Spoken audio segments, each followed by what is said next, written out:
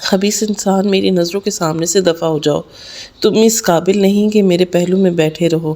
یہ الفاظ میری ساس کے تھے جو انہوں نے کچھ دن پہلے میرے شوہر کو کہے تھے۔ جب اپنے شوہر کی عزت افزائی سنی تو میری آنکھوں میں آنسو آ گئے۔ میں سوچ بھی نہیں سکتی تھی کہ کوئی میرے مجازی خدا کو اتنے سخت الفاظ بھی بول سکتا ہے۔ اس وقت صرف میری ساس نہیں تھی بلکہ خاندان کے سبھی لوگ موجود تھے۔ میرا شوہر ہمیشہ کی طرح گھر کے اندر داخل ہوا تھا اور میری ساس کے پہلو میں جا بیٹھا تھا۔ یہ دیکھ کر میری ساس کا پارا غصے سے گھوم گیا تھا۔ میں نہیں جانتی تھی کہ وہ کس بات پر غصہ ہے اور کس بات کا غصہ میرے شوہر پر اتار رہی ہیں۔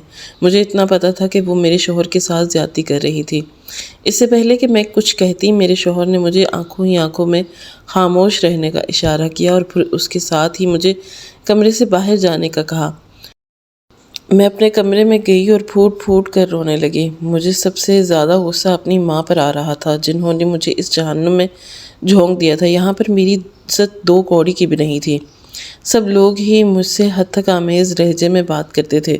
پورا دن گدھوں کی طرح میں کام کرتی رہتی تھی۔ اگر ذرا دل آرام کرنے کو کرتی تو اس پر بھی مجھے کئی باتیں سننے کو ملتی۔ گھر میں جب کبھی شکایت لگاتی تو اماں بھی دونوں ہاتھ اٹھا کر مجھے خاموش رہنے کا کہتی۔ انہوں نے تو جیسے مجھ سے جان چھڑوائی تھی، اس لیے میں کبھی بھی انہیں معاف کرنے والی نہیں تھی۔ دوسری طرف میری شادی کے ایک ہی مہینے بعد اماں نے میری بہن کی بھی شادی کر دی اور وہ شادی دیکھنے کے لائق تھی۔ انہوں نے میری بہن کا ہر طرح کا جہیز دیا تھا۔ اس کے علاوہ اس کا بہت سارا زیور بھی تھا، جبکہ میرے حصے میں سوائے ان 2 سونے کی انگوٹھیوں کے کچھ بھی نہیں آیا تھا۔ جب میری باری آئی تب اماں نے صاف صاف کہہ دیا تھا کہ وہ غریب ہے اور ان کے پاس دینے کے لیے کچھ بھی نہیں ہے۔ تب ایک لمحے کے لیے میرے دل میں آیا تھا کہ میں اپنی اماں سے پوچھوں کہ جو ابا کی پنشن آتی ہے اور جو 25 سالوں سے زمینوں کے کرائے آ رہے ہیں وہ کہاں پر جاتے ہیں، مگر میں جانتی تھی کہ اس پر بھی مجھے ہی باتیں سننے کو ملیں گی۔ میں خاموش ہو گئی۔ دوسری طرف میرے سسرال والوں نے بھی کوئی پیشکش نہیں کی، جس کی وجہ سے مجھے یہی لگا تھا کہ وہ لوگ اچھے ہیں۔ باقی گھر والے بھی یہی سمجھ رہے تھے کہ کوئی بھی نہیں جانتا تھا کہ میری زندگی میں ایک بہت بڑا طوفان آنے والا ہے۔ وہ دن مجھے بہت اچھے طریقے سے یاد ہے جس دن رخصت ہو کر میں اپنے سسرال میں گئی تھی۔ میں کمرے میں بیٹھی اپنے شوہر کا انتظار کر رہی تھی۔ رات کے 2 بجے تھے لیکن ابھی تک اس کے کوئی خبر نہیں تھی۔ بیٹھ بیٹھ کر میری کمر اکڑ گئی تھی۔ میرے سر میں شدید درد ہو گیا۔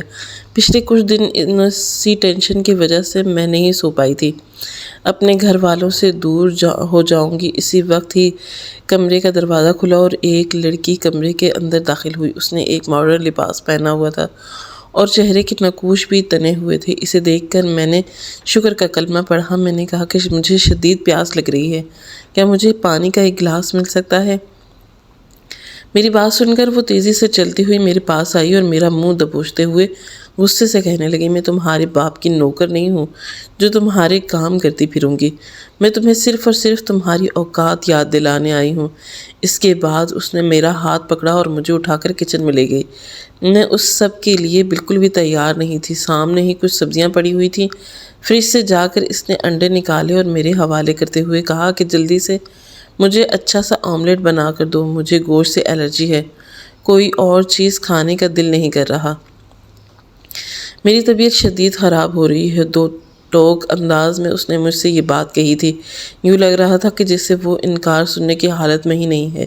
اس سے پہلے کہ میں اسے کچھ کہتی، میری ساس بھی کچن کے اندر داخل ہوئی اور میری نند کو دیکھتے ہوئے کہنے لگی کہ بالکل ٹھیک کر رہی ہو، پہلے ہی دن اس کو اس کی اوقات یاد دلانا تاکہ یہ ہمارے سر پر زیادہ نہ چڑھے۔ ارے امی جان، آپ بالکل بے فکر ہو جائیں، آپ دیکھیں کہ میں اس کے ساتھ کرتی کیا ہوں۔ یہ کہہ کر اس نے دوبارہ سے پیاز میرے حوالے کر دیا اور مجھے کاٹنے کے لیے بٹھا دیا۔ میری آنکھوں سے آنسو تیزی سے بہہ رہے تھے۔ وہ دونوں یہی سمجھ رہی تھیں کہ یہ کڑوا پانی ہے۔ وہ دونوں اپنی باتوں میں مگن تھیں۔ یوں لگ رہا تھا کہ جیسے میری حالت سے کوئی فرق ہی نہیں پڑ رہا۔ میں جب یہاں پر آئی تھی تو ہزاروں خواب سجا کر آئی تھی کہ سب سے پہلے تو میرے شوہر کے حوالے سے میری آنکھیں میری سہیلیوں نے مجھے خوشگمانیوں کیا تھا کہ انہوں نے مجھے کہا تھا کہ تم بہت خوبصورت لڑکی ہو، تمہارا شوہر تو پہلے ہی رات تمہارا دیوانہ ہو جائے گا۔ اب میں انہیں کیا بتاتی کہ پہلی رات وہ میں گھر ہی نہیں آیا تھا۔ اس بات کا راز مجھ پر کل اشکار ہوا کہ جب میرے شوہر نے مجھے بتایا کہ اس کی اماں نے اسے گھر آنے کی اجازت نہیں دی تھی۔ اس رات انہوں نے مجھ سے کھانا بھی بنوایا تھا اور اس کے علاوہ گھر کے چھوٹے موٹے کام بھی کروائے تھے۔ چونکہ اگلے دن ولیمہ نہیں تھا، اسی وجہ سے سارے رشتہ دار آج ہی چلے گئے تھے۔ میری شادی بہت ہی مزاح خیز انداز میں ہوئی تھی اور اس کا انجام بہت ہی خوفناک نکلا۔ میں اندازہ نہیں لگا سکتی تھی کہ کبھی اس طرح کی تکلیف سہنے کے موقع بھی ملے گا۔ اگلی صبح باقی لوگوں کے لیے جتنی روشن تھی، میرے لیے اتنی ہی سیاہ تھی۔ چونکہ سردیوں کے دن چل رہے تھے، پچھلے کچھ دنوں سے مسلسل دھوپ نہیں نکلی تھی، آج بہت پیاری دھوپ نکلی ہوئی تھی۔ ساس اور نند صحن میں بیٹھی کینو چھیل کر کھا رہی تھی۔ قریب ہی میرا شوہر بیٹھا ہوا تھا جو سبزی کاٹ رہا تھا۔ اس کی یہ حالت دیکھ کر مجھے غصہ آیا اور اس کے ساتھ ساتھ بے بسی کا احساس ہوا۔ مجھے وہاں پر کھڑا دیکھ کر میری نند ہنسنے لگی اور میرے ہاتھ سے اشارہ کر کے مجھے اپنے پاس بلایا۔ میں نہ چاہتے ہوئے بھی اس کے قریب چلی گئی۔ اس کے بعد اس نے میرے شوہر کی طرف اشارہ کیا اور مجھے کہنے لگی، یہ تمہارا مجازی خدا ہے، معذرت کرنا، کل ہم نے اسے ایک ضروری کام سے کہیں بھیج دیا تھا، اسی وجہ سے یہ تمہیں وقت نہیں دے سکتا، لیکن تم بے فکر ہو جاؤ، دوبارہ اس طرح سے کبھی بھی نہیں ہوگا۔ یہ کہہ کر وہ دوبارہ سے ہنسی اور بولی کہ تم کس طرح کی بیوی ہو جو اپنے شوہر سے کام کروا رہی ہو، جلدی سے اس سے سبزی لو اور خود کاٹنا شروع کر دو۔ اور پھر اس کے بعد اس نے میرے شوہر کو کہیں باہر بھیج دیا۔ دونوں ماں بیٹیاں فرعون بنی ہوئی بیٹھی تھیں۔ انہیں کسی چیز کا خوف نہیں تھا، نہ صرف وہ میرے کردار پر وار کر رہی تھیں بلکہ اس کے ساتھ ساتھ میری ماں کی غربت کا بھی مذاق بنا رہی تھیں۔ انہوں نے مجھے کہا کہ تم اپنے اوپر ہمارا بہت بڑا احسان سمجھو جو ہم تمہیں ایک جھونپڑی سے اٹھا کر اس جگہ لے آئے۔ میرے جس گھر کو وہ جھونپڑی کہہ رہی تھی وہ گھر اس سے کہیں گنا اچھا تھا۔ مسئلہ صرف یہ تھا کہ وہ گاؤں میں تھا اور یہ گھر شہر میں بنا ہوا تھا۔ ان کی باتیں سن کر ہی مجھے معلوم ہوا کہ میری 2 جٹھانیاں بھی ہیں جو کہ اپنے شوہروں کے ساتھ ہنی مون منانے کے لیے کسی دوسرے ملک کا گئی تھیں۔ اب انہوں نے معمول بنا لیا تھا، سال کے شروع میں وہ ڈھیر سارا پیسہ جمع کرتے تھے اور سال کے آخر پہ مہینوں گھومنے کے لیے نکل جاتے تھے۔ کوئی بھی انہیں روکنے ٹوکنے والا نہیں تھا اور یہاں پر میں ایک بیچاری شوہر تھا جو تھوڑے سے پیسوں کی ضرورت ہوتی تھی تو اس کے لیے بھی اپنی ماں کی منتیں کرتا تھا کیونکہ وہ بے روزگار تھا اور کوئی کام نہیں کرتا تھا۔ ایک ہفتہ گزرا تو میں نے اپنے شوہر سے لڑائی کی۔ میں نے اسے کہا کہ تم کس طرح کے انسان ہو، اب تو تمہاری بیوی بھی اس گھر میں آ چکی ہے، تمہیں چاہیے کہ کوئی کام دھندہ ڈھونڈ لو۔ میری بات سن کر اس نے ہاتھ اٹھا کر مجھے خاموش کرنے کا کہہ دیا اور مجھ پر رعب جماتے ہوئے کہنے لگا کہ بہتر ہے کہ میری بیوی بن کر رہو، میری ماں بننے کی کوشش نہ کرو، اور جہاں تک کام کرنے کا سوال ہے تو میں کسی کی مزدوری نہیں کر سکتا، مجھ سے یہ چھوٹی موٹی نوکریاں نہیں ہوتی، میں بہت جلد ہی اپنا بزنس کروں گا۔ اب کی بار میں بھی کھلکھلا کر ہنس پڑی۔ میں نے اسے کہا کہ تمہاری جیب میں ایک پھوٹی کوڑی بھی نہیں ہے، مہینے کے شروع میں تمہاری ماں تمہیں 1000 دے دیتی ہے جس سے بامشکل تم پورا مہینہ نکالتے ہو، اس دوران تم کاروبار شروع کر سکتے ہو۔ اس کا چہرہ ایک دم ہی غصے سے لال ہو گیا۔ صاف ظاہر ہو رہا تھا کہ وہ اپنے آپ پر قابو پانے کی کوشش کر رہا ہے۔ اس نے مجھے کہا کہ تمہیں کسی بھی چیز کے بارے میں پتہ ہی نہیں ہے، اس لیے بہتر یہی ہے کہ تم خاموش رہو، تھوڑے ہی دنوں کے بعد تم پر سارے راز آشکار ہو جائیں گے۔ میں نے دیکھا کہ میرے شوہر کی حالت کافی خراب تھی۔ وہ اچھا خاصا دبلا پتلا تھا، اس کی آنکھوں کے گرد ہلکے پڑ گئے تھے اور یہ کم سونے کی وجہ سے تھا۔ جب بھی وہ تھوڑی دیر کے لیے آرام کرنے لیٹتا تھا تو کوئی نہ کوئی کمرے میں آ جاتا تھا اور اسے اٹھا کر فوراً اپنے ساتھ لے جاتا تھا۔ مجھے اپنی فکر نہیں تھی، سب سے زیادہ فکر تو مجھے اپنے شوہر کی تھی۔ بلا شبہ اس انسان کے ساتھ میری پسند کی شادی نہیں تھی، مگر اس کے ساتھ رشتہ ہی ایسا تھا کہ اس کی تکلیف پر بھی طلب اٹھتے تھے اور اس کی خوشی میں خوش ہو جاتی تھی۔ جب میری بہن کی دھوم دھام سے شادی ہوئی تو شوہر مجھے کہنے لگا کہ تم اپنی ماں کے پاس جاؤ اور ان سے تھوڑے سے پیسوں کا مطالبہ کر دو، وعدہ کرتا ہوں کہ بہت کم وقت میں ہی ان پیسوں کی لوٹا دوں گا۔ وہ بہت پریشان نظر آ رہا تھا۔ میں نے ان سے وجہ پوچھی اور خاموشی سے اپنی ماں کے گھر چلی گئی، کیونکہ مجھے لگتا تھا کہ اس بار اماں مجھے انکار نہیں کر پائیں گی۔ جب میں وہاں گئی تو اماں نے بہت جوش سے میرا استقبال کیا۔ میں نے دیکھا کہ میری بہن بھی اپنے شوہر کے ساتھ وہاں پر ہی بیٹھی ہوئی تھی۔ وہ سر سے پاؤں تک زیور میں لدی ہوئی تھی۔ اس کے مقابلے میں میری حالت ناقابل رحم تھی۔ میں سردیوں میں بھی کاٹن کا سوٹ پہنا ہوا تھا، جس کے اوپر ایک پتلی سی سویٹر تھی، جبکہ اس نے ایک برینڈڈ جوڑا پہن رکھا تھا۔ اس کے ساتھ اس نے لیدر کی جیکٹ پہنی ہوئی تھی، یقیناً اس کے اپنے شوہر کی تھی۔ مجھے دیکھ کر اس کا شوہر اٹھ کھڑا ہوا اور مجھے سلام کرنے لگا۔ میں مسکراتے ہوئے جواب دیا اور اس کا حال پوچھا۔ اس دوران میں اپنے چہرے پر مسلسل کس کی نظروں کا تپش محسوس کر رہی تھی۔ جب میں نے نگاہ پھیر کر دیکھا تو میری بہن بہت ہی عجیب و غریب نظروں سے میری طرف دیکھ رہی تھی۔ اسے دیکھ کر چند لمحوں کے لیے مجھے خوف محسوس ہونے لگا۔ اس کی نگاہوں کا جو مطلب تھا اسے جان کر میں خود شرمندہ ہو گئی۔ سوچنے لگی کہ یہ کس طرح کی عورت ہے جو مجھ پر شک کر رہی ہے۔ اس کی یہ حرکت حقیقت میں تھوڑی ہی دیر بعد مجھ پر عیاں ہو گئی۔ جب وہ لوگ وہاں سے گئے تو اماں جلدی سے میرے پاس آئیں اور پریشانی سے کہنے لگی کہ تمہیں پتہ نہیں ہے اس کا شوہر کتنا بے غیرت انسان ہے۔ میں نے بے یقینی سے اس کے چہرے کی طرف دیکھا تو کیونکہ تھوڑی دیر پہلے ہی تک وہ اپنے داماد سے ہنس کر باتیں کر رہی تھی اور اس کی تعریفوں میں زمین آسمان کے انقلابی ملا رہی تھی، مگر اس کے جانے کے بعد فوراً ہی وہ اس کی چغلیاں کرنے لگیں۔ جب اماں سے اس کی وجہ پوچھی تو انہوں نے مجھے کہا کہ ارے وہ انسان حسن کا شیدائی ہے، جہاں پر بھی حسن دیکھتا ہے پاگل ہو جاتا ہے۔ یہ وہ نہیں سوچتا کہ اب اس کے ایک عدد بیوی موجود ہے، اسے اتنی ساری محبت اور ساری توجہ اپنی بیوی کو دینی چاہیے۔ وہ دوسری عورتوں میں ہی مگن رہتا ہے۔ تمہاری بہن نے اسے 3-4 بار رنگے ہاتھوں پکڑا ہے، مگر اس کے باوجود بھی وہ باز نہیں آتا۔ ابھی ان کی شادی کو صرف 1 ہی مہینہ گزرا ہے اور 1 مہینے کے اندر ہی اس نے اپنے رنگ ڈھنگ دکھانا شروع کر دیے ہیں۔ مجھے تو ٹینشن ہو رہی ہے کہ پتہ نہیں وہ یہ رشتہ 1 سال تک بھی چل پائے گا یا نہیں۔ حسن کے معاملے میں تو مجھے بھی کسی طرح کی کوئی کمی نہیں تھی اور اب مجھے احساس ہو رہا تھا کہ یہی وجہ تھی جو میری بہن مسلسل مجھے گھورے جا رہی تھی۔ میں نے ایک گہری سانس لی۔ یقیناً ہر کسی کے زندگی میں اپنے مسئلے تھے اور ہر مسئلہ دوسرے مسئلے سے منفرد تھا۔ میں نے اماں کو کہا کہ اس کے ساتھ جو کچھ ہونا ہے ہو کر ہی رہے گا، فی الحال میری بات سنیں اور میری مدد کریں۔ میں نے انہیں کہا کہ مجھے پیسوں کی شدید ضرورت ہے۔ ابھی میں نے بات مکمل ہی نہیں کی تھی کہ وہ اپنا سینہ مسلنے لگی اور کہنے لگی کہ بیٹا، میرے پہلے ہی بہت تکلیف میں ہوں۔ میں نے بہت سارے لوگوں کا ادھار لے کر رکھا ہے، میں نے کس طرح سے واپس کرنا ہے۔ میرے پاس صرف اور صرف 1 مہینے کا وقت ہے۔ اگر مہینے کے اندر میں نے ادھار نہیں دیا تو مجھے اپنی زمینیں بیچنی پڑیں گی، اور تم بہت اچھی طرح سے جانتی ہو کہ زمینوں کے بغیر ہمارا گزارا ممکن ہی نہیں ہے۔ میں نے بیزاریت سے امی کے اس ڈرامے کی طرح دیکھا اور انہیں کہا کہ خدا کا خوف کریں، بیٹی کو دینے کے لیے تو آپ کے پاس اچھی خاصی رقم تھی اور اب مجھے معمولی سی رقم کا مطالبہ کیا تو اس پر بھی آپ ڈرامے کر رہی ہیں۔ میری سخت الفاظ کو چناؤ کیا تھا، جس کی وجہ سے بات بگڑ گئی اور مجھے ڈانٹنے لگی، کہنے لگیں کہ تم کیسی اپنی ماں سے اس لہجے میں بات کر رہی ہو۔ مجھے بھی اپنی غلطی کا احساس ہوا۔ میں نے ان سے معافی مانگی، لیکن انہوں نے مجھے ڈانٹ کر خاموش کروا دیا اور اس کے ساتھ ہی گھر سے نکل جانے کا کہہ دیا۔ وہ بھی شاید موقع ڈھونڈ ہی رہی تھی کہ کس طرح سے مجھے اپنی نظروں سے اوجھل کر سکے۔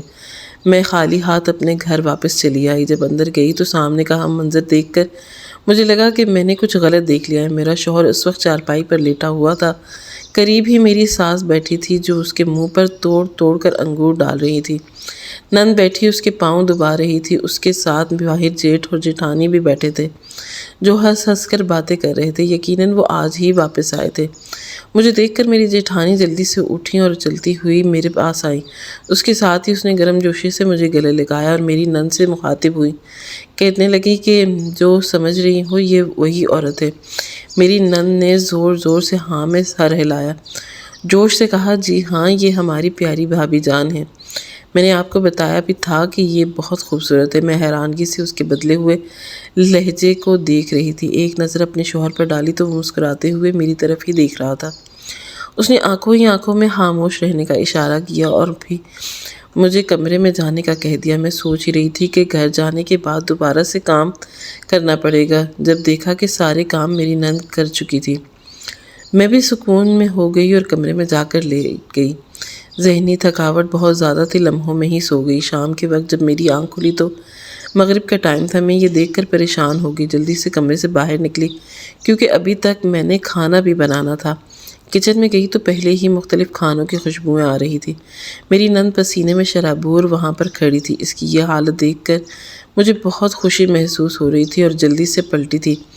انہیں بھی مسکراہٹ سمیٹ لی اور فکر مندی سے پوچھا کہ تم کیا کر رہی ہو؟ میری بات سن کر وہ مسکرانے لگی اور کہنے لگی کہ بھابھی آپ یہاں پر کیوں چلی آئیں؟ اپنے کمرے میں جا کر آرام کریں۔ اس کا یہ لب و لہجہ میرے لیے نیا تھا، مجھ سے ہضم نہیں ہو رہا تھا۔ میں نے اس سے کہا کہ خیریت تو ہے، آج تمہیں کچھ زیادہ ہی مجھ پر پیار نہیں آ رہا؟ اب کی بار وہ خاموش ہو گئی۔ اس نے اپنی گردن جھکا دی۔ تھوڑی دیر بعد اس نے سر اٹھایا تو اس کی آنکھوں میں پانی تیر رہا تھا اور تیزی سے بولتی میرے پاس آئی اور میرے ہاتھ پکڑتے ہوئے کہنے لگی کہ میں نے آپ کے ساتھ پہلے جو بھی سلوک کیا میں اس پر بہت شرمندہ ہوں۔ مجھے آپ کے ساتھ ویسا رویہ نہیں رکھنا چاہیے تھا، لیکن وہ سب کچھ انجانے میں ہوا۔ میں اپنے کیے پر نادم ہوں، مجھے معاف کر دے۔ اس کے ساتھ ہی اس نے میرے سامنے ہاتھ بھی جوڑ دیے تھے۔ میں نے جلدی سے اس کے ہاتھ نیچے کیے اور اس سے کہا کہ اس طرح کی باتیں کر کے تم مجھے شرمندہ مت کرو۔ مجھے خوشی ہو رہی ہے کہ تمہیں اپنی غلطی کا احساس ہو گیا ہے۔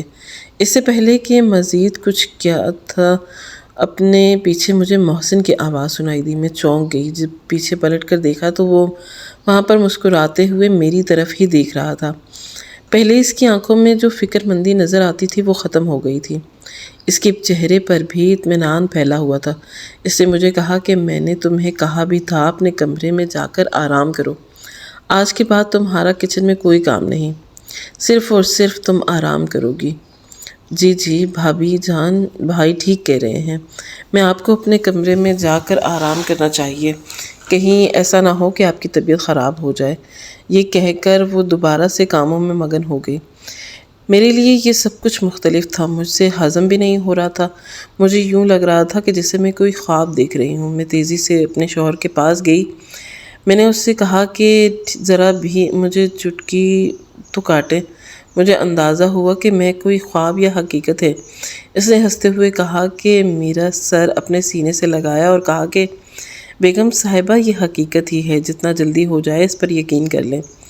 آپ کے لیے اتنا ہی بہتر ہے کہ بعد میں اپنی ساس کے کمرے میں گئی اور پرسکون انداز میں لیٹی ہوئی تھی۔ مجھے دیکھا کہ جلدی سے اٹھ کر بیٹھ گئی اور مسکراتے ہوئے کہنے لگی ارے بہو تم وہاں پر کیوں کھڑی ہو؟ میرے پاس آ کر بیٹھو۔ اس کے لہجے میں شیریں تھی۔ میں ہچکچاتے ہوئے ان کے قریب جا کر بیٹھ گئی۔ اس نے پیار سے میرے سر پر ہاتھ پھیرا اور مجھے کہنے لگی کہ ماضی میں جو کچھ بھی ہوا تم بھول جاؤ۔ ہمیں پتہ نہیں کیا ہو گیا تھا، لیکن اب ہمیں عقل آ گئی ہے۔ ہم وعدہ کرتے ہیں کہ دوبارہ تمہارے ساتھ ایسا سلوک روا نہیں ہوگا۔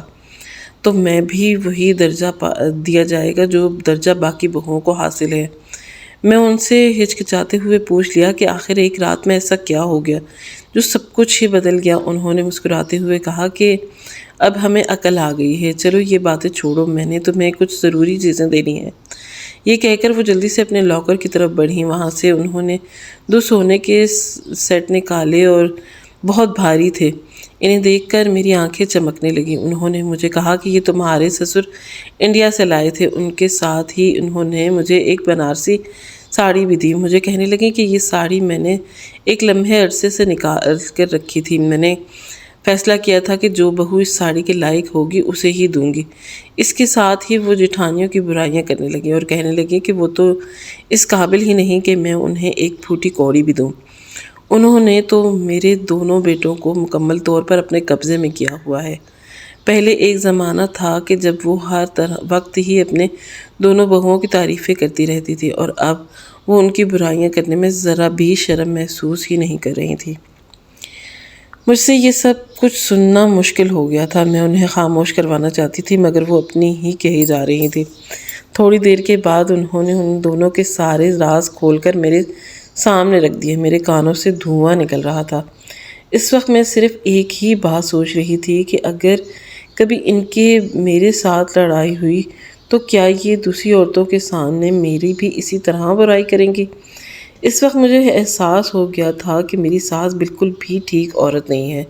اس سے جتنا دور رہا جائے اتنا ہی اچھا ہے۔ اب میں اپنے شوہر سے بات کرنے کا فیصلہ کر رہی تھی کیونکہ میرے تجسس میں اب تک بے حد اضافہ ہو گیا تھا۔ ایک وقت تھا جب اس کے پاس پھوٹی کوڑی بھی نہیں تھی اور اب اس کی جیب سارے وقت پیسوں سے بھری رہتی تھی۔ جب اس سے بات کرنے کے لیے گئی تو وہ مسکراتا ہوا اٹھ کھڑا ہوا اور میرے کندھے پر ہاتھ رکھتے ہوئے کہنے لگا کہ ارے دیکھو تو تم نے اپنی کیا حالت بنائی ہوئی ہے، اچھا سا لباس پہنا کرو تاکہ مجھے بھی دیکھنے کا دل کرے۔ میں نے شکایتی نظروں سے اس کے چہرے کی طرف دیکھا اور اسے کہا کہ تم بہت اچھے طریقے سے جانتے ہو کہ میرے پاس کوئی بھی اچھا جوڑا نہیں ہے، تو اس میں پریشان ہونے والی کون سی بات ہے؟ جلدی سے عبایا پہنو، میں تمہیں شاپنگ کروانے کے لیے چلتا ہوں۔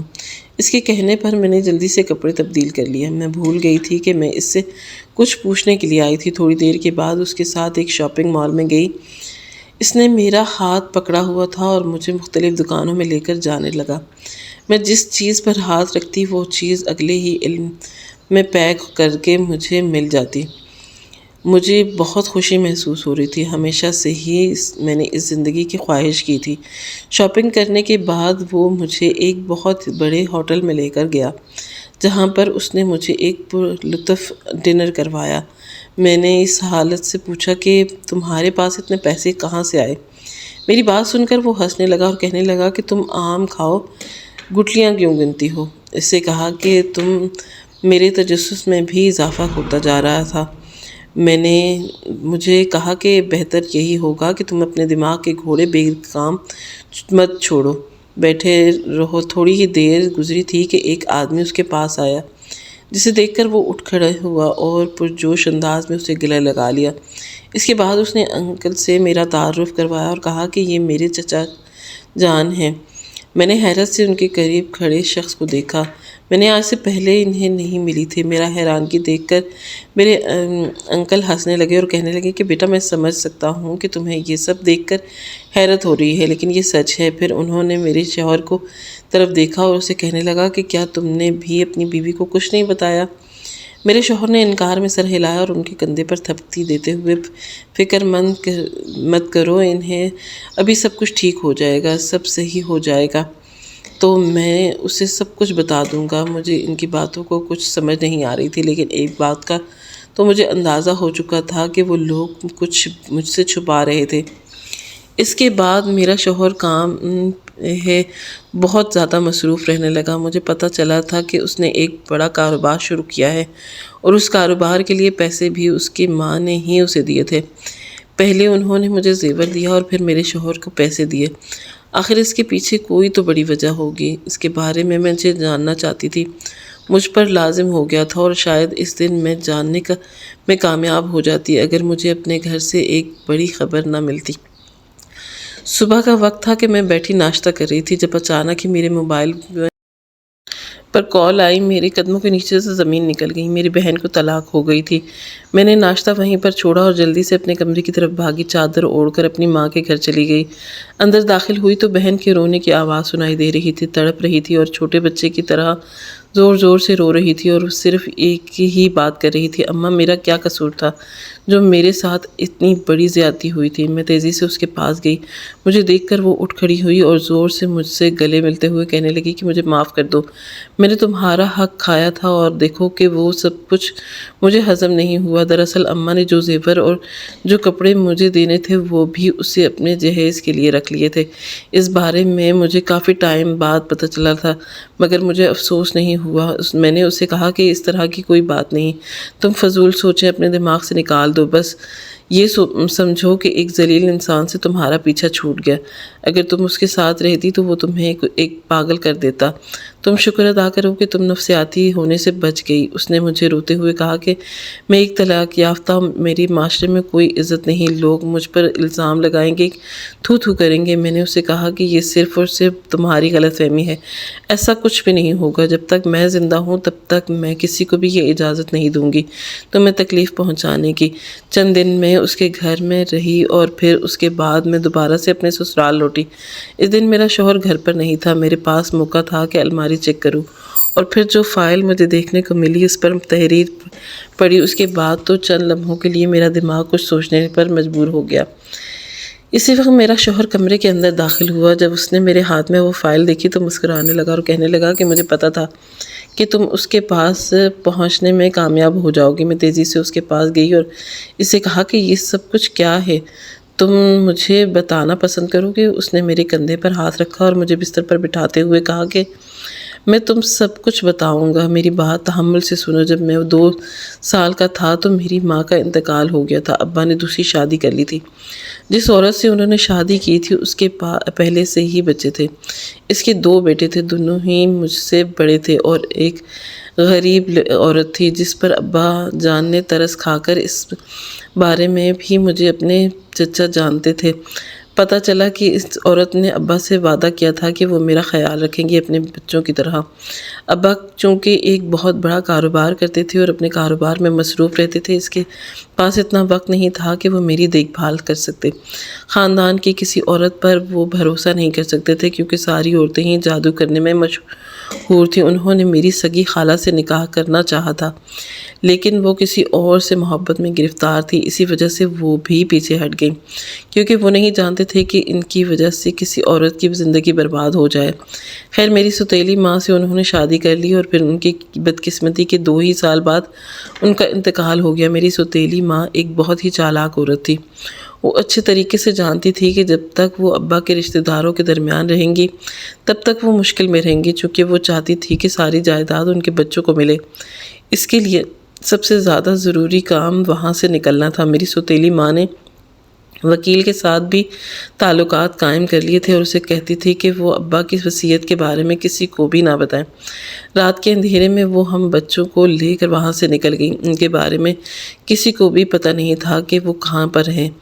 فائل جس میں سب کچھ میرے نام پر تھا وہ بھی اماں کے پاس تھی۔ جیسے جیسے میں بڑا ہوتا گیا ویسے ویسے مجھے یہ سب بتایا گیا کہ میں ان کا سوتیلا بیٹا ہوں، اور اس بات کو مد نظر رکھتے ہوئے میرے ساتھ بہت برا سلوک کیا جاتا۔ مجھے میرا حق نہیں دیا جاتا تھا، میرے ساتھ نوکروں کی طرح پیش ہوا تھا۔ اماں مجھ سے سارا دن کام کرواتی تھی، مجھے مارتی پیٹتی تھی، اور اس کے علاوہ بھی مجھے نیچا ہی دکھایا جاتا تھا۔ میرے چچا نے ایک لمبے عرصے سے مجھے ڈھونڈنے کی کوشش کی تھی، لیکن پھر ایک ہی عرصے کے بعد ان کا باہر کا پروگرام بن گیا اور وہ ملک سے باہر چلے گئے۔ ابھی تھوڑا ہی عرصہ پہلے وہ واپس آئے تھے۔ اسی دوران ان کی ملاقات ابا کے وکیل سے ہو گئی، جو کہ بستر مرگ پر تھا اور اپنے ماضی کی حرکتوں پر بہت زیادہ شرمسار تھا۔ اس نے میرے چچا سے معافی مانگی اور اس کے ساتھ انہیں کہا کہ وہ مجھ سے بھی معافی مانگنے کے ہیں۔ ان کا اتنا قصور نہیں تھا کہ جتنا قصور میری سوتیلی ماں کا تھا۔ جب چچا جان مجھ سے آ کر ملے اور انہوں نے مجھے ساری حقیقت کے بارے میں بتایا تو اسی دن میں اپنی سوتیلی ماں کے کمرے میں گیا اور ان کی الماری سے وہ فائل نکالنے میں کامیاب ہو گیا۔ میں دیکھ رہا تھا کہ کچھ دنوں سے وہ مجھ سے کچھ کاغذات پر سائن کروانے کی باتیں کر رہی تھی، مگر وہ اس میں آلسی برت رہی تھی۔ انہیں لگتا تھا کہ ابھی ان کے پاس بہت وقت ہے۔ ویسے بھی مجھے کچھ کبھی حقیقت کے بارے میں پتہ نہیں چلے گا، مگر اللہ تعالیٰ نے مجھ پر کرم کیا اور میرے چچا کو میرے پاس بھیج دیا۔ پھر میں وہ فائل ان کے سامنے لے کر گیا اور اپنے چچا سے بھی ان کی ملاقات کروائی، جس نے انہیں پتہ چل گیا کہ اب انہیں کے ہاتھ میں کچھ بھی نہیں بچا۔ وہ رونے لگی، پیٹنے لگی، مجھ سے معافیاں مانگنے لگی۔ اس کے ساتھ ہی انہوں نے میری منتیں کی کہ میں انہیں اس گھر سے باہر نہ نکالوں۔ ان کا اس گھر کے علاوہ دوسرا کوئی ٹھکانہ نہیں۔ اس وقت اگر میں چاہتا تو اس سے بدلہ لے سکتا تھا، اس کے ساتھ ویسا ہی سلوک کر سکتا تھا جیسا سلوک انہوں نے میرے ساتھ کیا تھا، مگر میں نے معاف کرنا ہی بہتر سمجھا۔ اور تم کیا سمجھتی تھی کہ تمہارے ساتھ برا سلوک ہوتا دیکھ کر مجھے خوشی محسوس ہوتی ہے؟ ایسا بالکل بھی نہیں ہے۔ مجھے بہت تکلیف پہنچاتی تھی، مگر میں بے بس تھا، میں کچھ بھی نہیں کر سکتا تھا۔ جب ساری چیزیں میرے ہاتھ میں آئیں اسی دن میں سب سے پہلے میں نے ان کو اچھی طرح سے سمجھایا کہ وہ تمہارے ساتھ بہتر سلوک کریں، اور اب دیکھو کہ وہ کیسے تمہارے آگے پیچھے گھوم رہی ہیں اور ساری زندگی اب ایسے ہی کرتی رہیں گی، کیونکہ ان کے پاس کوئی دوسرا آپشن نہیں ہے۔ شوہر کی بات سن کر میری آنکھوں میں آنسو آ گئے۔ میں سوچ بھی نہیں سکتی تھی کہ اتنی تکلیف بھری زندگی گزارنے کے بعد اس نے پیار سے میری آنسو صاف کیے اور مجھے کہنے لگا کہ اب ساری تکلیفیں ختم ہو گئی ہیں، اب صرف اور صرف خوشیاں باقی ہیں۔ اور فائل اس نے میرے ہاتھ سے لی اور مجھے کہا کہ یہ بہت ضروری ہے، اسے سنبھال کر رکھو، کیونکہ اس میں اس بات کا ثبوت ہے کہ میں اپنے باپ کی سگی اولاد ہوں، اور دوسرا اس میں وہ ساری جائیداد میرے نام ہے۔ کچھ ہی دنوں کے بعد اس نے یہ گھر اپنی سوتیلی ماں کے نام کر دیا اور اس کے ساتھ کچھ زمینیں اپنے بڑے بھائیوں کو دے دی۔ مجھے لے کر وہ انگلینڈ چلا گیا۔ اب میں اس کے ساتھ وہاں پر ایک پرسکون زندگی گزار رہی ہوں۔ اپنی ماں کے انتقال کے بعد چند سالوں کے بعد میں نے اپنی بہن کو بھی انگلینڈ میں بلا لیا اور اس کی ایک اچھے لڑکے سے شادی بھی کروا دی۔